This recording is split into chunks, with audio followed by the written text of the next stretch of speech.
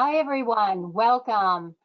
This is our webinar for entrepreneurs. And tonight we have an amazing panel of Wharton MBA Program for Executive alumni, all who have an entrepreneurial adventure. I'm Diane Sharp. I'm the Director of Admissions for the program on the Philadelphia side of things. And joining me tonight is my counterpart, Barb. Hi, everyone. I'm Barb Kraft, Director of Admissions for Wharton San Francisco. Excited to have you all here with us this evening. There's only one Wharton MBA, but two ways to earn it, either through our full-time MBA program in Philadelphia or our MBA program for executives in Philadelphia or San Francisco. So Diane and I work very closely together as we're recruiting classes for each coast. We're one program, two locations.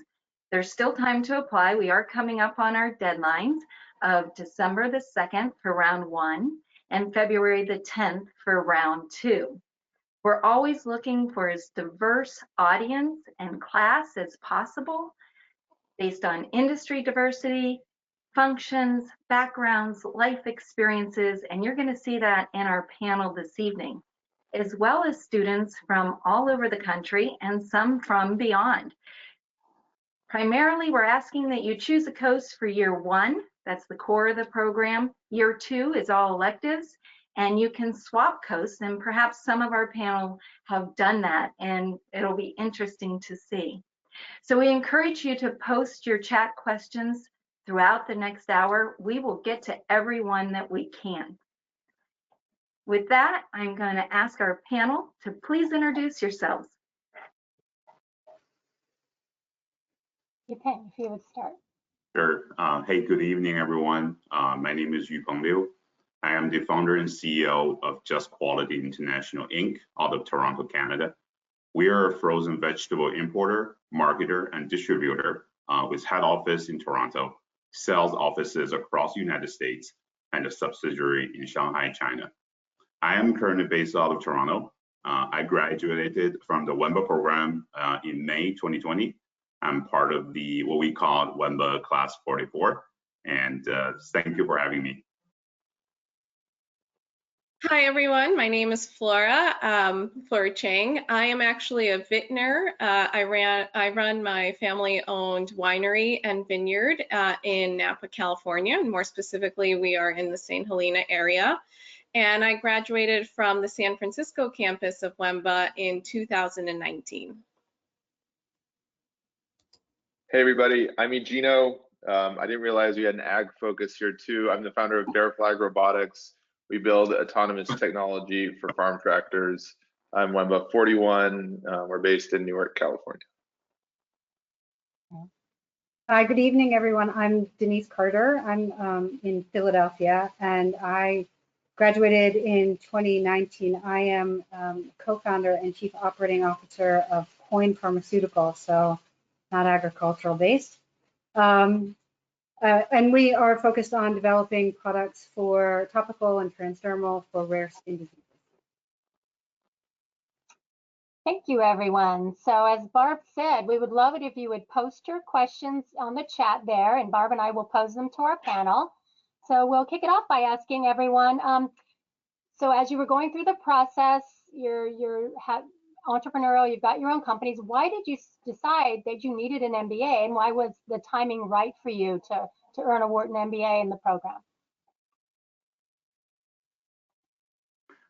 Well,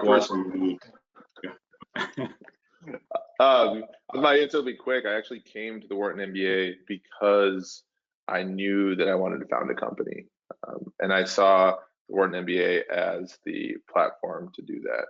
I was a product manager at a large company. Life was good and comfortable. I was ready to do something different, and the Wharton MBA was a catalyst for that change. I always wanted an MBA. I mean, between the GMAT and crazy schedules, I mean, it just got pushed back and back again. Finally, in 2018, which is about 8 years after I started my business, I'm like, I have to do this.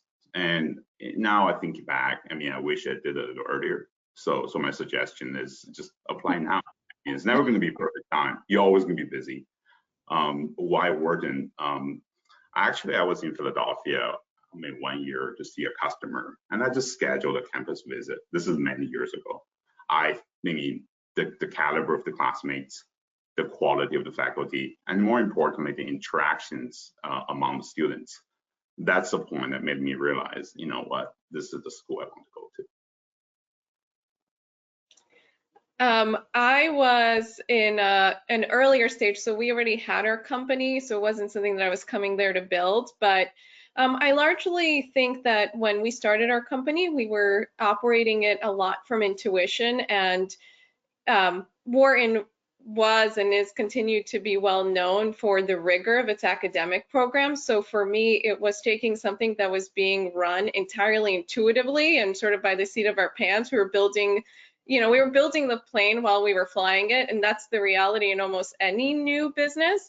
But it was really reassuring and helped us make a lot of decisions along the way, because you start to become a little bit more data driven and not just operating based on feeling once you get into this sort of rigorous schooling. So that was one of the elements that really intrigued me and I knew would be a valuable asset for our business. And in terms of, for me, being in Napa, the San Francisco campus was just a hop and a skip away. It was such a perfect match that I could just go there on the weekends. And actually got introduced to it by fellow wine lovers who came up to the winery, and I had been speaking to them about my interest in pursuing an MBA just to get more rigor around the business. And they were at the time students in the MBA program, so they're the ones who introduced me, and it was really serendipitous. So I'm endlessly grateful that that meeting took place. For me, I actually decided to do the MBA when I did because I just didn't have an opportunity to do it before. Work would not allow me to step out every other weekend, and it wasn't until I started my own business that I could actually control my schedule. So, I think that's kind of why I did it when I did it. I always had said that I promised myself I would always do an MBA. But my last venture before this company, we took the company public, and I sat in a conference room with about 30 people, investment bankers, lawyers, auditors, and of those 30 people, 3 of us were women, and I was the only one there without an advanced degree. So that was when it sealed the deal for me that I was going and getting the degree. For me, Wharton is, first of all, a mile away from my house, but also has the reputation of having a strong financial, platform, and that was really what I was looking for. Thank you. Yes, I mentioned that, there's one Wharton MBA, and whether you go to the full-time MBA program or the MBA for executives, it is the same program. It's the same number of credit hours, the same number of contact hours, the same faculty. So even in San Francisco, the faculty fly out to teach in the program. So in no way is it MBA light. If anything, probably just the opposite, in that also with the executive program, you're expected to continue to work full-time while you're juggling the program. So you do keep that salary, you keep your career progression, and you get to meet a lot of wonderful contacts along the way. You heard folks mention things like, oh, I was class 44, class 39. I should clarify that we have had the executive program or an MBA in a format for working professionals for 47 years now. We started 47 years ago in Philadelphia, and we're real excited about the fact that this year we'll be celebrating our 20th year in San Francisco and in the Bay. So we've been at this for a very long time. Back to the panel. I'm curious, how has the Wharton MBA impacted you and your career as an entrepreneur? Well, I can start first. I think for me is certainly I definitely became more number driven, or like Flora talked about earlier, data driven. maybe a year after I started the program, we hired a chief data officer, which just handles all the data analyzing analysis. So I think the most frequent phrase I use in my office now would be, what the number tells us. I think that is definitely one change I see myself. Another thing I think impacted me significantly is the Wharton network. I mean, we just recently had a small, we just bought a small facility in South and Central America. I mean, I have no merger acquisition background. So all I did was just email some of my classmates, and I got every single one of them responded back and willing to help. So I think that is huge to me. So I would say more number driven, at the same time, a huge amount of networks I can reach out to. Agreed. When I think about the impact it's made, it's been professional, and it's most certainly been personal. On the professional side, being data driven and being able to analyze financial reports in a sophisticated manner, and just becoming a more sophisticated operator just goes without saying. On a personal level, the amount you learn, not just from the professors, but from your cohort is unbelievable. You have people who really excel at whatever it is they do, and then you just end up all being together, which is remarkable how much you grow in those 2 years. And I find just the confidence level, it truly equips you to operate with a level of confidence that I don't think you have when you first enter the program. And it's really owed to the fact that you understand a lot more, but you've also learned a ton from your cohort.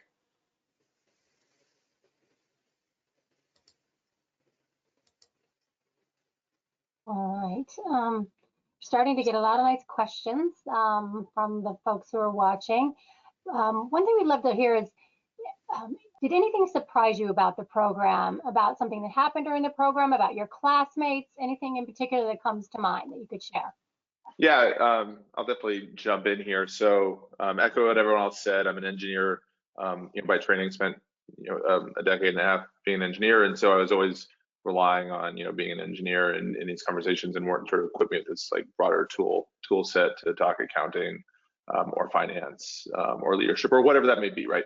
The thing that surprised me most about the Wharton Executive MBA specifically, I joined the program when I was in my early 30s, and I kind of thought I'd sort of made the good friends in life, right? Like I had friends from undergrad, I had some friends I met along the way. I wasn't expecting, I wasn't ready for the richness of the relationships that would come through the program. I did not anticipate that. It certainly wasn't why I joined the program. It's probably one of the things I value most from it. Like, heck, I do it again just for meeting the people that you meet throughout the program. These are folks that are dear friends in life. They're professional connections. It's the text chains that I'm still on every day, right?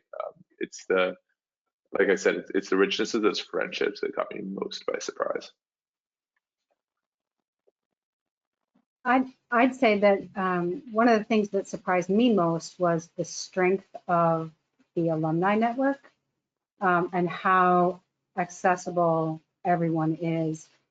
On the very first day of orientation, we had one of the alums speaking to us, and one of the things they said to us at the time was there's an unwritten rule that if a Wharton student or alum, and even more so if a WEMBA student or alum reach out to you, the rule is you take the call.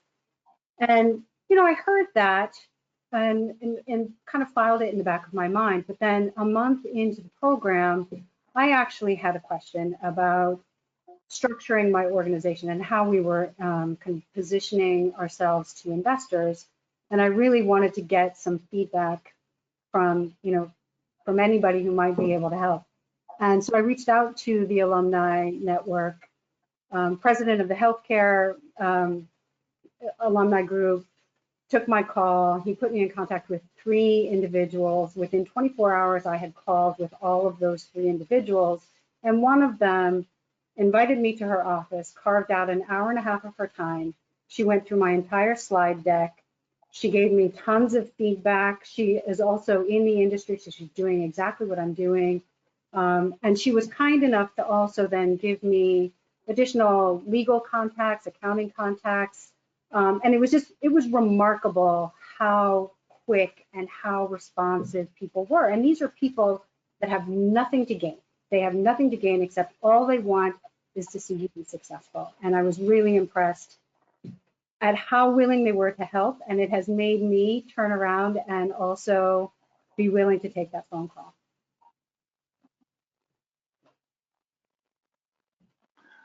I think I would echo everything that Gino and Denise said. At the same time, I think I know Wharton has a strong reputation for being the best finance school in the world. But actually, at the same time, I was really shocked on the entrepreneurial spirit and how driven my classmates are. I mean, just two examples. I mean, we have an emergency medical doctor along with her husband, her family. They were building houses in Texas for resale. I mean, we're talking about decent development of housing.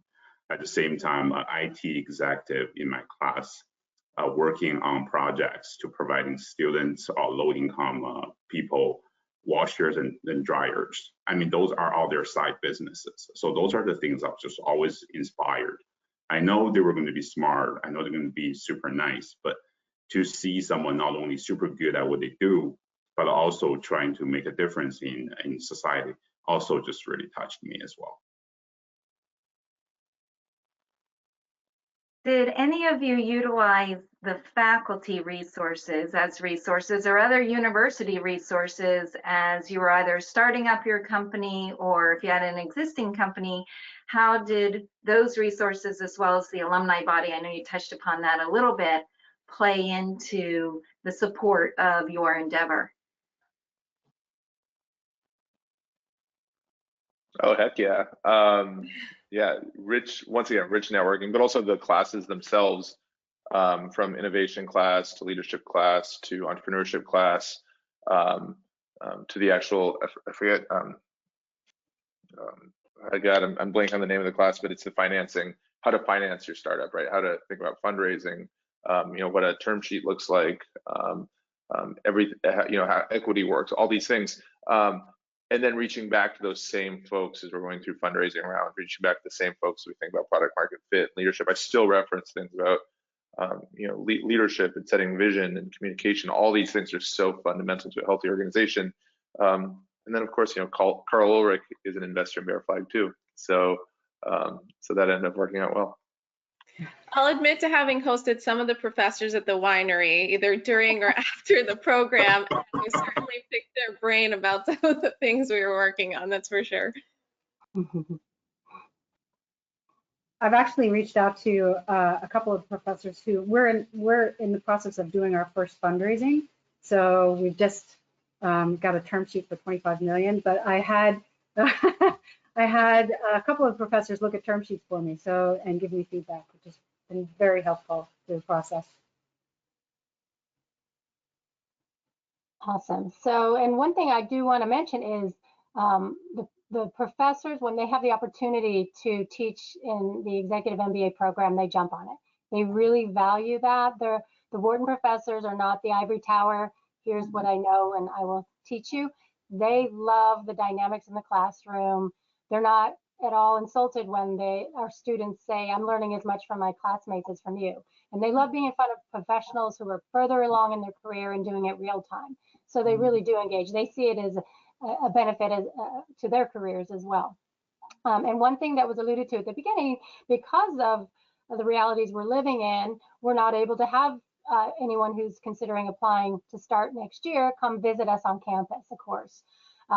So after you interview, you will get snippets of classes of professors, which is kind of an add-on. Instead of coming to interview on campus, we'll interview you by Zoom, and after that, you'll get some recordings of a nice variety of different classes, and you will be able to see what it's like. It'll be of the professor, his or her PowerPoint, and then the student dynamics. So we'll make sure you get that piece too, because that's so important, that and the engagement that you're getting here tonight and other webinars we're having with our WEMBAs.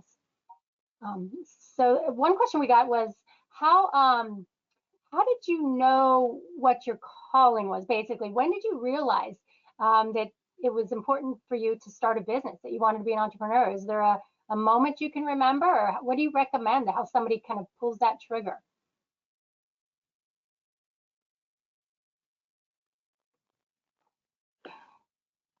Well, I actually wrote this on my application essays. So it's actually, I was debating between doing a full-time MBA or start my own business. There was an advertisement from HSBC basically said something about, I rather regret on the things I did than the things I did not do. And that's kind of like the things in my mind. I'm like, yeah, I should give this thing a try. I mean, what's gonna happen? So that's more like my aha moment. Mm-hmm. I think for me, my entry into the wine industry is not quite as romantic as some other folks who find themselves there. Mine was actually an investment in some income producing land. So we purchased a vineyard that was selling grapes to other producers. And what often happens is once you get bitten by the bug in in wine country, you suddenly find yourselves really interested in pursuing your own project and making your own wine. So that was the impetus for us starting. It wasn't a love of wine from the beginning. It was really a real estate investment at its origin. But I think even being in the program, it created more inspiration around the project because you start to realize that you exist on the crossroads of so many different industries. And for me in particular, I am in the agricultural industry, but there's manufacturing, there's sales, there's distribution. And one question you had asked earlier was relying on professors. And I just remembered this. For one of our classes, for one of our operations classes, we actually used my winery operations as the example. So we were essentially putting together the minds of my entire group and then also having the insights from the professor, which was a huge, huge opportunity for my winery because we literally took what we did in class and then I applied it directly to my operation. So it was pretty amazing. And it wasn't like I was calling them outside of hours, which they for sure would have been available, but it was just a part of my coursework.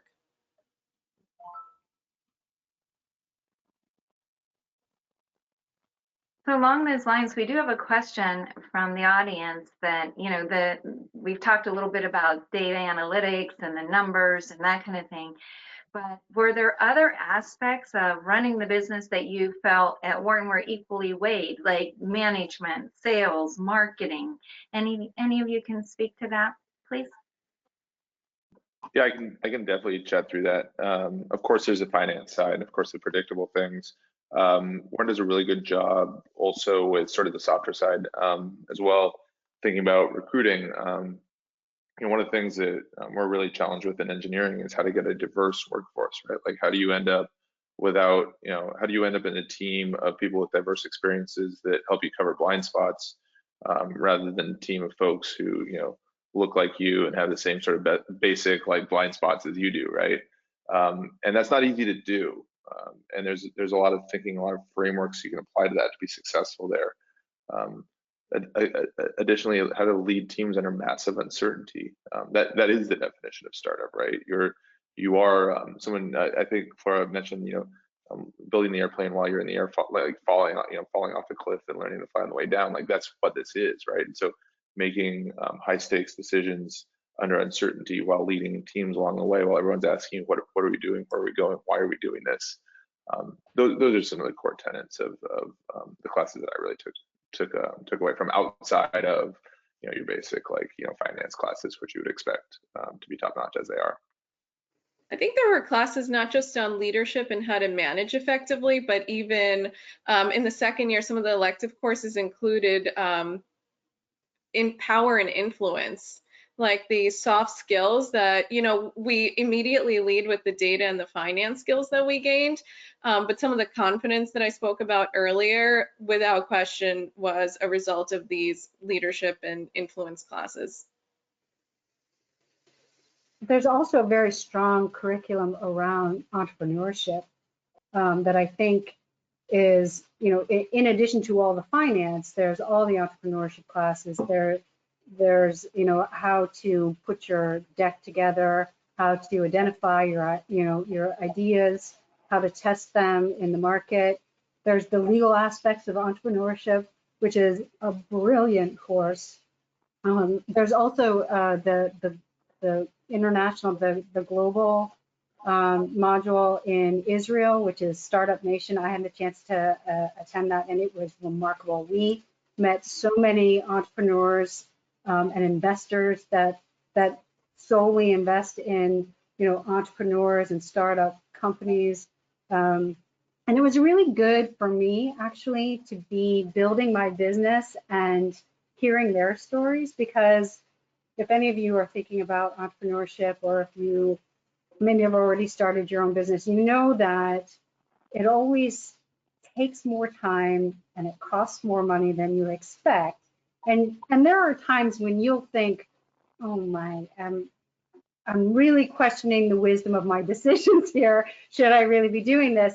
And it's great to kind of be in that same place with other people that are in the same boat, that have faced those same kind of decisions, have had to learn how to have a plan B and pivot. And it's just, for me, building my business and doing the entrepreneurship concentration, it was great. It supplemented what I was doing and shored me up at times.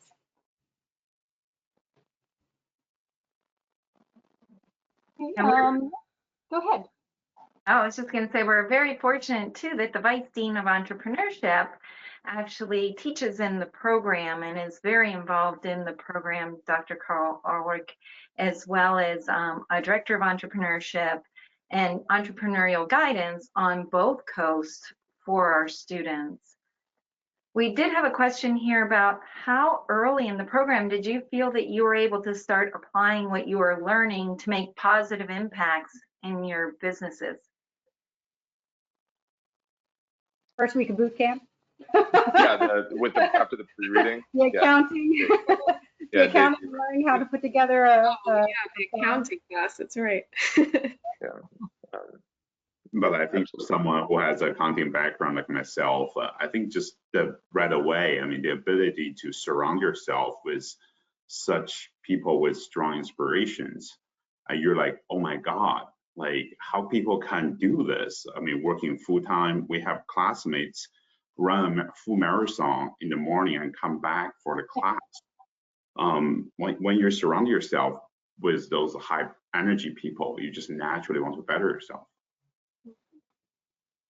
Or ones that have a baby, right, Flora? Yes, Oh, if any this questions lady. about family or a growing family during the program, I'm also happy to answer those. I did have a baby in the second year of the program and came back fairly quickly, so I'm happy to answer any questions around that.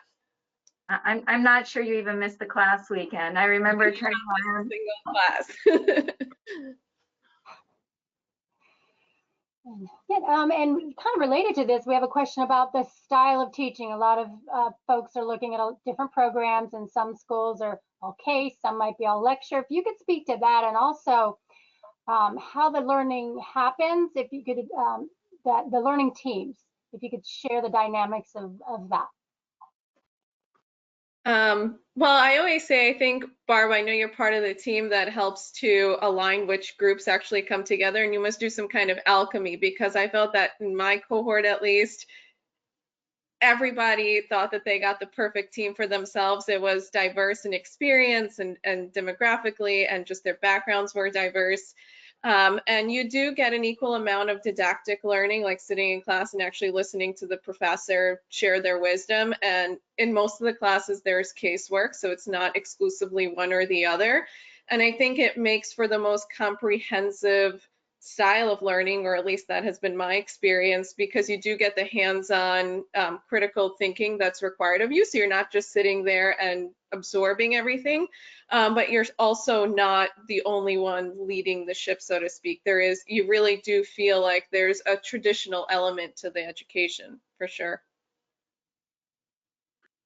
And also, I think Wharton did a great job in terms of providing different programs. Like one I participated quite heavily is a global modular course, and also there are also independent studies that I was actually quite surprised how many of my classmates were able to participate. I did 2 independent studies with a marketing professor. It just happened to be I'm super interested in the topic, which is about the retail industry in China. And this particular professor is also super interested, as a world-renowned branding expert. So we worked together for 2 credits. We actually made a trip to China, visit all the major brands. That was awesome experiences. So I think this also goes back to the question about faculty support. So anytime I have a question, oh, she just finished her book actually not long ago, and she emailed to me and my other teammates saying, hey, take a look, what do you think? So I think the interactions and flexibility is unparalleled.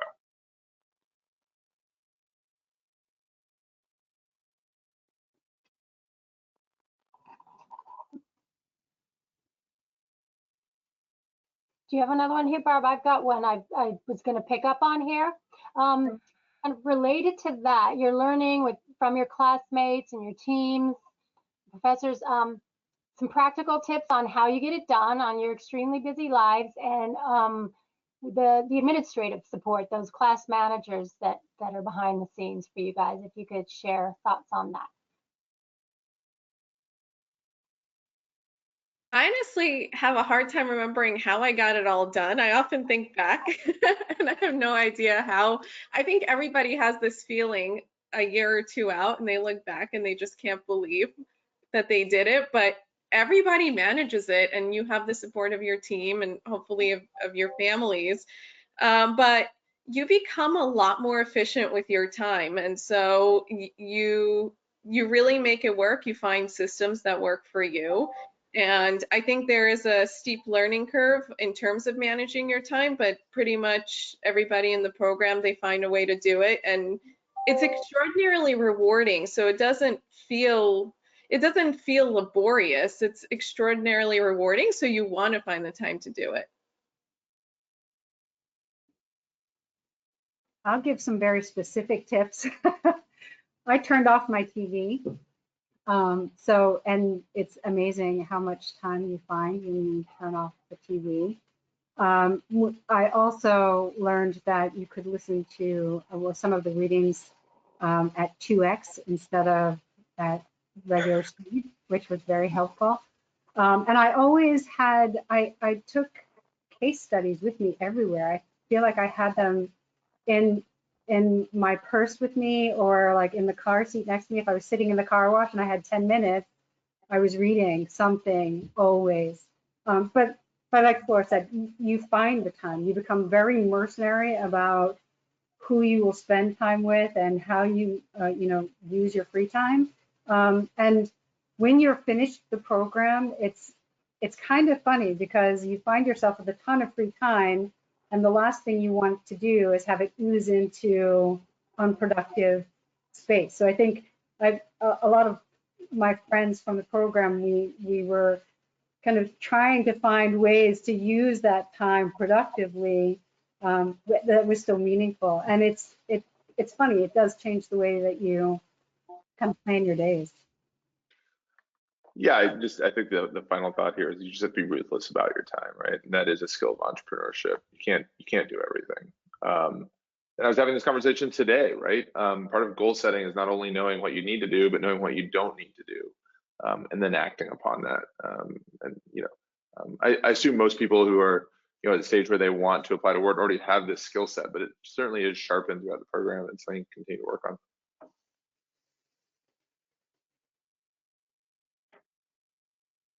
Now, did any of you actually take classes on the opposite coast? There's a question about how you kind of reached across networks. I mean, you're all considered one big class, and you have times that you interact throughout the program. We kick off the program with the 2 classes together for orientation, then a little later, and that's on main campus, and then a little later in the first year, the Philadelphia cohort comes to San Francisco for a week-long marketing simulation course. And then in year 2, of course, you have those global modular courses that are the elective anywhere from 3 to 7 days in length, led by Wharton faculty around the globe, where again, it's a mix of audience, East and West, and actually even some full-time MBAs.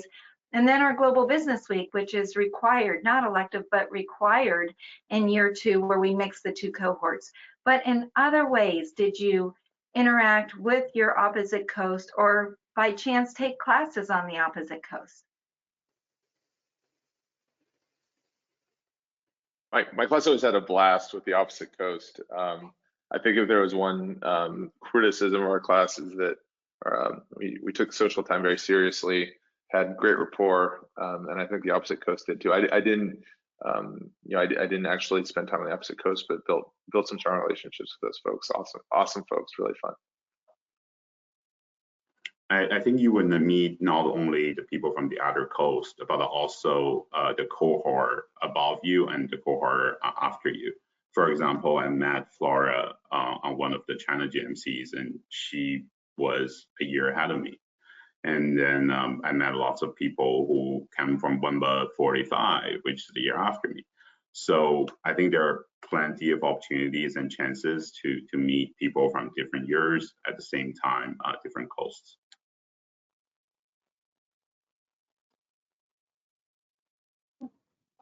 Good. And I think it was Gino who mentioned that you kind of have to come to the program with skills. I think one of the most common questions Barbara and I get every year is, what are you looking for? And there is no set, template that we have in mind for a Wharton student. In fact, it's the opposite. As much diversity as we can possibly find. But there is a common denominator among the applicants that we find most successful. And that is, they have a history of being challenged. They wouldn't be happy if they weren't being challenged, which I think plays out in the entrepreneurial setting, of course. Yeah. So let's see, we are still getting some good questions. Regarding one thing that came up regarding the opposite coast too, there are resources in place, both East and West, as Barb alluded to. Did anyone know anyone or take advantage of the business plan competition, all the other entrepreneurial activities that go on? And some people think, oh, if I'm not on the Philadelphia campus, I don't have access to those. Absolutely not the case, because our students in the East Coast don't actually spend much more time on our campus than the San Francisco folks do. But the resources are there at the University of Pennsylvania, the Wharton School for everybody. I can actually talk about something that's not related to my wine entrepreneurship, but while I was in school, I actually have a healthcare background. I was originally a pharmacist, and so I and 2 other healthcare background folks in my class, we did do the VIP program and the entrepreneurship program. We were looking to start a software and hardware-based solution for hospitals, and everybody came out from the East Coast, and we actually ended up winning. And so every Friday in the morning before we actually had classes, we got coaching from the faculty and introductions. And Gino, I don't know if you remember, but actually you came to speak about Y Combinator because Gino's startup was there. And so you were one of the folks that were brought in to help the fledgling ambitious startups such as ourselves and to share some insights. So we absolutely did get to utilize all the resources. It was, across both coasts, and the vast wealth of knowledge there was available to us. One of my teammates, Rachel Fisher, she is the organizer of the pitch club of the East Coast in my cohort. So we get together, we have a set up schedule. Everyone just talk about their ideas. It could be from something to improve efficiency of a computer software or just random ideas. And people give some suggestions. I forgot what's the title for Scott. We have entrepreneur in residence, and he got involved. He would help us to do like sales sheets, how to approach VCs, and he runs sales seminars. So I think from a support perspective, WEMBA is definitely doing a fantastic job. So everyone knows that being an entrepreneur is a very busy time, and it's the grind. Someone has a question here. With that in mind and the hours that you work on your endeavors, how did you prepare to squeeze in class time? I know, Denise, you touched on this a little bit, but how many hours a week did you find yourself preparing from week to week for class, and how did you manage that juggle? Some of you have families as well, I know. So. I think some of it is finding efficiencies. So like I said, I married my operational needs with an operations class. And so I was able to kill two birds with one stone when I could. So that certainly was a way to put what I was learning into practice and also to garner some hours back. But it really depended on the classes that we had and organizing with your group mates, because you do have, I think this was all pre-COVID, but you really learn to operate as a remote team in the WEMBA program because you only saw each other on the weekends, but you had projects that were due and you worked together routinely via, I don't know if you guys still use Blue Jeans to meet, but it was like before everybody was using webinars and Zooms, we were doing this routinely. So I think we were well equipped for this. I think it depends on the class, and everybody has a different level of familiarity. You have people coming in who are CPAs, so I imagine they had to spend way less time learning accounting than somebody like I would. So it really depends on your background, but I think you find places and you become a speed reader. You learn to do things quickly, so you do find the time. Yeah, I was just going to add, I started bear flagging in the second year, and all the electives are just aligned with entrepreneurship, right? I think the class I talked about were, directly relevant to founding a company. One of the things I'll point out to and Denise mentioned this as well, like innovation class, and now's a good time to sort of talk about this, but sometimes, as an entrepreneur, people come to you and say, hey, I have this idea. What do you think? Is this a good idea? Is this a good startup? Like, will this work? And my answer is like, I have absolutely no idea. I haven't been looking at this space, but here's a framework for finding out. And here's like 5 or 6 experiments you can run very cheaply, very easily. You don't need investment, personal or institutional. Like, how can we together discover if this is a good idea or not? And that's the sort of toolkit that WEMBA equips you with. It's one of the lasting lessons that I've put into play quite often with the classes. From a time perspective, though, I would say I probably spent, and I should preface this by saying I'm definitely the poet, not the quant. So it might have taken me a little more time on the econ and some of the other finance classes, but I probably spent 2 hours a day and then a big block of time on the weekends through the entire program. So, like, you need to be prepared that you're carving that kind of significant chunks of time. Yeah, I would echo what Denise said. For me, I would say probably an hour and a half, basically every day, just do some readings, because procrastination will not bring you anywhere because you have lots of readings and homework to do. And on top of it, you will be jumping on Blue Jean calls with your teammates on different projects. On top of it, I mean, especially year one, I definitely had no weekends. Remember Smatters exams and all the statistics. So yeah, no weekends. And it just occurred to me, isn't Blue Jeans the company of some students or something? Wasn't that a startup? West Coast, yeah. Wharton, yeah. Yep, Wharton, San Francisco. Yep, started there, and I think Verizon just bought them, if I am not mistaken. Yeah, Yep. Yeah. So it's still part of the whole university. Yeah. And actually, Gino answered a question I was going to ask. So Franco is on here asking a lot of questions about artificial intelligence. Apparently, he has an entrepreneurial idea, and he wants to know the viability. And someone like him just wants to know, what's the viability of doing an AI business? Yeah, the answer is nobody knows, right? You got to find out. And it starts with product market fit. Product market fit is never a point, it's a process, and you continue to fall in and out of it over time. And how do you develop a framework for evaluating that? How do you know that you understand your customers? How do you know you're building something that they need? There are ways to find these answers. It's not divine through thin air or conceived in this fantastic moment. There's a process for this. And I was looking up to see a professor speak, Borghese, and he said his bottom line was, at Wharton, all of you now have the tools to start your own companies. After it was toward the end of the 2 years of one of the classes, and he kind of challenged them. He said, if you don't, I'm going to be a little upset. I think you all should just take that risk because you have it and you owe it to society to give it a shot, work with each other.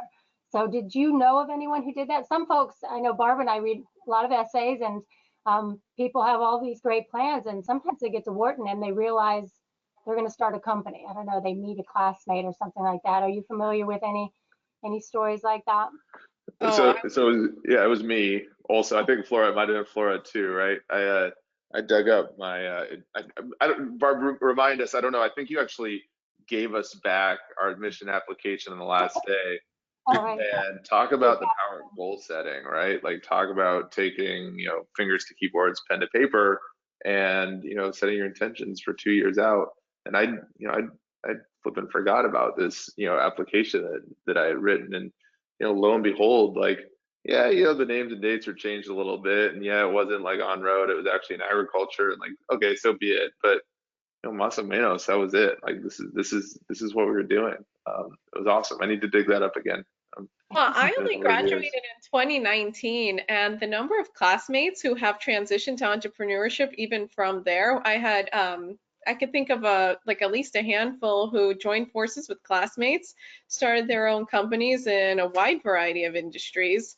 Some are in hospitality, some in the health, so I'm no longer with them, but the healthcare sector, startup that I talked about. Somebody who started in the entrepreneurship class, she now has a full-blown e-commerce business in it's like Chinese medicine and health for women. I can think of at least 5 or 6, even from 2019, that are full-fledged startups. This is what they're doing full-time and pursuing it after the program.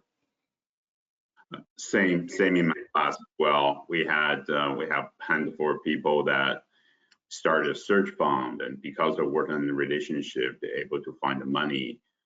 We have people doing investments together. We have people doing online schoolings. One of my teammates, Rachel, is doing an e-learning platform. So you have all these people doing so many cool things. It's actually pretty fun to watch. And they do reach out to people like myself who started the business before them, asking for suggestions, advices. Just to Denise's point, I mean, it's a taker and giver. As much as we take from the program, we also have to give. Every time there's a Wharton people or a WEMBA in particular email me, I take my time, I reply. Yeah, we do have the largest group of alumni of any business school in the world, with over 100,000 alumni worldwide, and that's just the Wharton School. That doesn't include UPenn. You're all part of that big family. We had a question about whether you can specialize or major. I'm not sure if any of you here did major, but I would like to know that, and also remind everyone that with our broad selection of electives, that there's usually more offered than you ever have time to take. And for you on the panel, reminding you that as alums, you can always come back and audit classes at any time in your life at no charge. So it's a great way to continue to retool yourself as well, or if your companies do make any kind of change or shift, or you find yourself in a need to take additional classes. Of course, those elective classes too do change and evolve with the times. So we constantly have new classes coming out on electives. So keep your eyes on that. But anybody major or specialize while you were in the program? I did. I majored in entrepreneurship, which is, of course, why I'm so happy to talk about all of the the fabulous entrepreneurship classes. And yeah, I'll also say that I have also been back for the continued learning. I actually audited the tax and business strategy class the second semester after I graduated. So.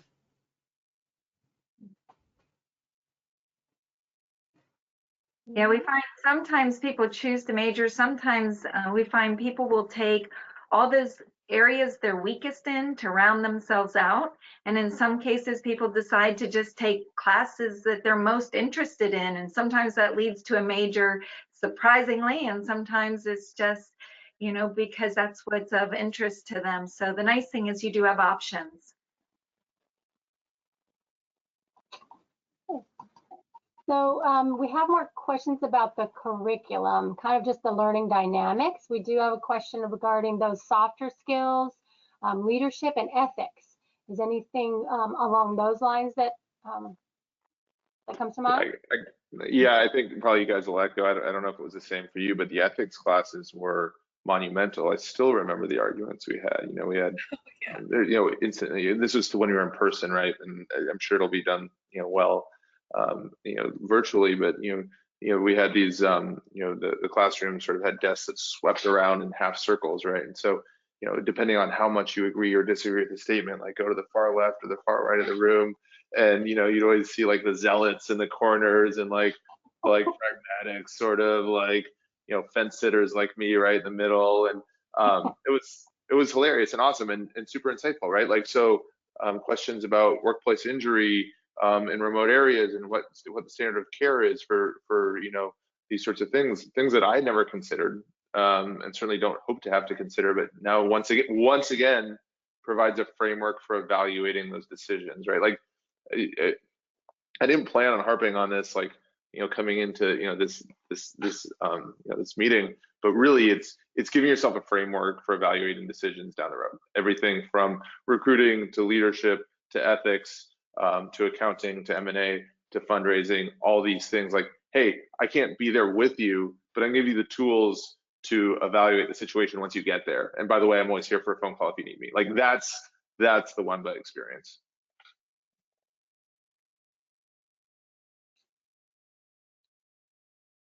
And we even have some of the strategy classes that I still go back and refer to. The frameworks from Nikolai's class, for example. I'm just like, what was that case about? And I have to go to my iPad and try to find it and tell my team about it. So you do have those moments to be like, wow, this is really cool because I still remember the case. I have to go back to the material and share with my team.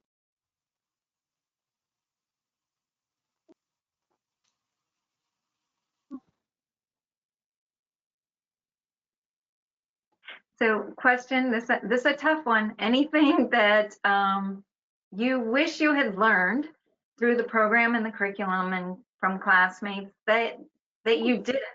Any kind of things that were unfulfilled for you, I guess? I guess the only thing would be to, and this is a cop-out answer, but to, and this isn't like a practical suggestion. I wish I could run through the program again now. You know, having you know been in the trenches doing the things to come back and like have another pass at it, right? And one of the things that's great about the Wharton MBA or the EMBA, the WEMBA program is that you get a lot of people later in their career who have walked that walk. You're in a room with folks who've done recruiting at financial institutions, with folks who have flown military missions across Baghdad. Like, you have that experience in the room. This isn't guys and girls straight out of undergrad coming here, bright-eyed and bushy-tailed. Like, you have people who have done it. I just wish I could take another pass again, right? It's one thing to learn it in the classroom. You gotta bleed it. You gotta sweat it. It would be fun to take another pass. I'm sure I'd get a lot more out of it doing it again. Well, I have to say, even during the pandemic, I work from home. I did some reflections. I think one thing I regretted a lot is Friday night. So the classes will be Friday and Saturday. Sometimes after the class, I would go back to the room, start working on my emails, and then you can't do that. Don't do that. No. In retrospect, I have to tell you guys, don't do that. Like, work, enjoy your experiences, and yeah, now I'm just like, oh my God, all of a sudden I finished my email. It's already 10 o'clock, you know, or even later. So being It's okay to entrepreneur, be tired Saturday morning. I know. I'm just like, oh my God, why I did that to myself. So enjoy yourself, enjoy the journey. Emails can wait, and experience the fun journey. Yes, it's a residential program for that reason, right? That's why we keep everybody all together so that you have that opportunity to get to know each other and network. Yeah. Denise, I'm sorry, go ahead. Sorry, I didn't mean to interrupt you there. I was just going to say the beauty of, you know, if there are classes that you wish you had taken, we have an opportunity to go back and audit. So for example, if I get a chance to go back and take the derivatives class, I'm going to do that. I think I chickened out of it when I was in school, but now that I can just audit it and I don't have to worry about the grade, I would love to make sure that I've, you know, kind of exposed myself to that and taken advantage of that learning.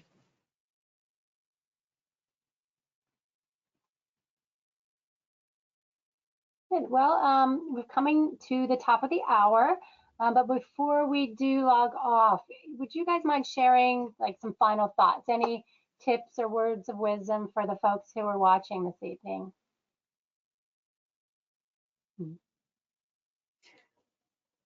Well, I can definitely say that being in the WEMBA program was one of the best experiences of my life. I know everybody who's been there feels this way. The opportunity to grow in so many different facets is absolutely remarkable. I know when I first got there, the first week is really like drinking from a fire hose, and I know I felt this way, and I've heard this reiterated by other folks. I thought, did they make a mistake admitting me? There's no way that you look around and everybody else is so confident they know what's going on, and you feel like you're the only person there who must have missed that class in undergrad. It just feels that way. But then within the first week, it's almost like you get into the groove, you get into the dance, you just know that if and when you do get into the program, everybody feels like that in the first few days, and then they almost get into step and they learn the choreography of this dance. And so once you realize that, I think it is one of the most enriching experiences of your life, for sure. That's the company you want to keep, right? Yeah. Yeah, just to add to Flora's comment, I can't add much more than what he said, but nobody regrets doing this, right? I'm still in touch with, like I said, some of the best friends of my life, and nobody says, oh, I wish I hadn't done, the WEMBA program. That's not like a thing, right? Everyone's better for it. They're further down the road. They have more richness in their life for it. I think the thing people regret is that it's only 2 years. Everybody wishes it was longer. I still personally in touch with my teammates almost every day. I mean, we have WhatsApp group. I mean, there's jokes, there's family pictures, there's things going on. It's one of the best experiences I have ever had. On top of it, don't do that. Don't reply emails on Friday nights. Just go enjoy the journey. It's an awesome journey. You can have fun. So I guess if I have something to share, it would be if you're thinking about doing opening your own business or any kind of entrepreneurship, I would say go for it. Trust yourself. Don't underestimate your human capital. And the other thing that I would say is if you're thinking about this program, do it. It will change you. These 2 years change you, and it is so worth it. Thank you all for your encouragement, your inspirational comments, and your courage. It's great to see you all. Thank you for being here. For all of you still out there on the line, Diane and I are here in our teams to help you through this process. We don't want it to be a major mystery.